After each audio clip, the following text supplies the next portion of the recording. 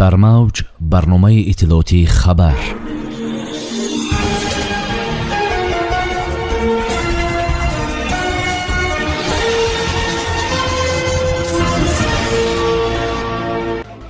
президенти ҷумҳурии тоҷикистон муҳтарам Эмомалӣ Раҳмон дар вохӯрии ғайрирасмии сарони кишварҳои аъзои иттиҳоди давлатҳои мустақил иштирок намуданд. ба 25 нафар ятимони кул кӯмакҳои яквақтаина ва тӯҳфаҳои соли навӣ супорида шуд. ҳалли мушкили 20 муҳоҷири кории тоҷик дар Русия пулашонро баргардонданд. Русия дар марзи Тоҷикистон ва Афғонистон постгоҳи сарҳадӣ месозад. муҳоҷирони қонуншиканро дар Русия аз соли нав ҷаримаҳои сангин интизор аст.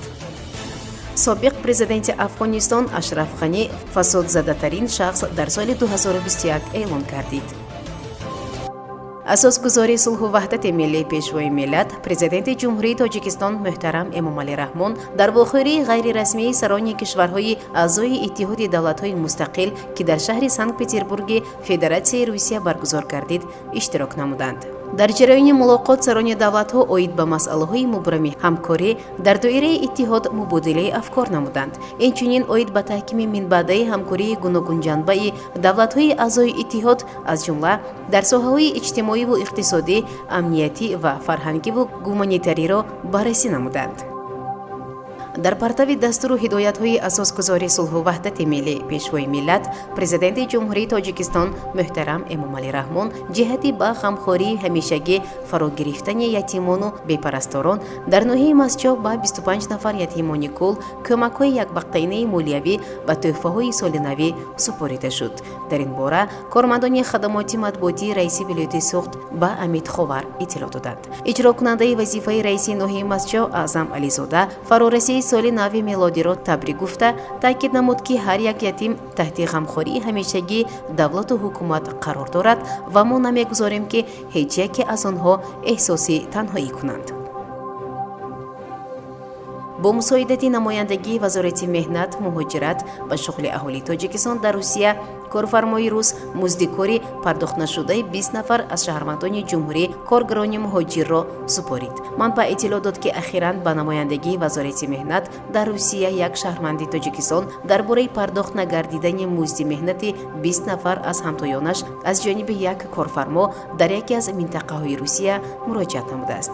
намояндагӣ барои ҳалли ин масъала бо корфармо дар тамос шуда масъалаҳои пардохт гардидани музди меҳнати шаҳрвандони ҷумҳурии Тоҷикистонро ба миён гузошт.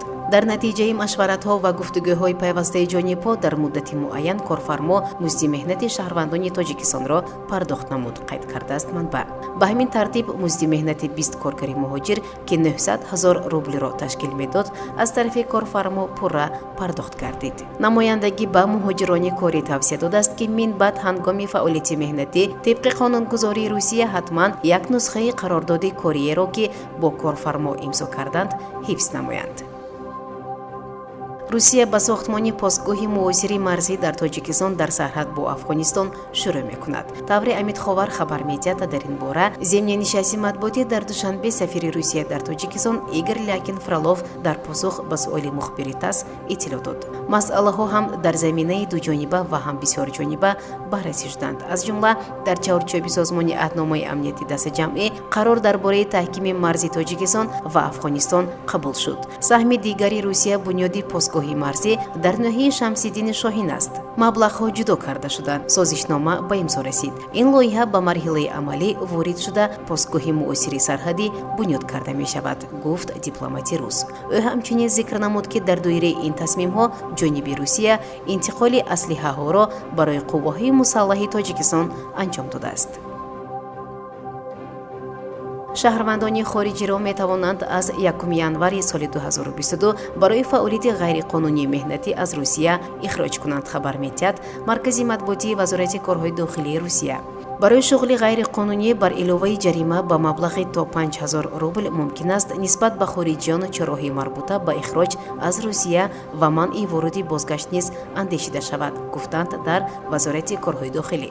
аммо ин муҷозоти сангин барои нақзи қонун на танҳо ба шаҳрвандони хориҷие ки ҳангоми кори ғайриқонунӣ шиносоӣ мешаванд, балки ба корфармоёни онҳо низ дахл хоҳад дошт. онҳо барои ба кор қабул кардани чунин кормандон ҷаримаи ҳангуфте хоҳанд дод. корфармоён барои ҳар як нафар то 800 000 рубл ҷарима хоҳанд шуд. агар дар ҷои кор муҳоҷирон бештар бошанд, он гоҳ мизони ҷарима ба таври қобили мулоҳиза боло хоҳад рафт. маркази тадқиқоти коррупсия ва ҷиноятҳои муташаккил эълон кард, ки президенти фирории Афғонистон Ашраф Ғани ба феҳристи фасодзадатарин шахсони соли 2021 шомил гардид. дар ин бора Регном хабар медиҳад. ин пажӯҳишро як гурӯҳи 6 нафараи рӯзноманигорон ва пажӯҳишгарон анҷом доданд. маркази тадқиқоти коррупсия ва ҷиноятҳои муташаккил, ки агентиҳои иттилоотӣ ва рӯзноманигорони мустақили ҷаҳонро муттаҳид мекунад, ҳамасола рейтинги фасодзадатаринҳои сатҳи ҷаҳониро тартиб медиҳад. дар соли 2021 коршиносони маркази тадқиқоти коррупсия ва ҷиноятҳои муташаккил собиқ президенти Афғонистон Ашраф Ғаниро дар садри феҳрист ҷой карданд. ҳайати 6 нафараи ҳакамон на танҳо сатҳи баланди фасодзадагии Ашраф Ғани, балки комилан нотавон будани ӯро дар мақоми роҳбарии давлат низ тазаккур доданд.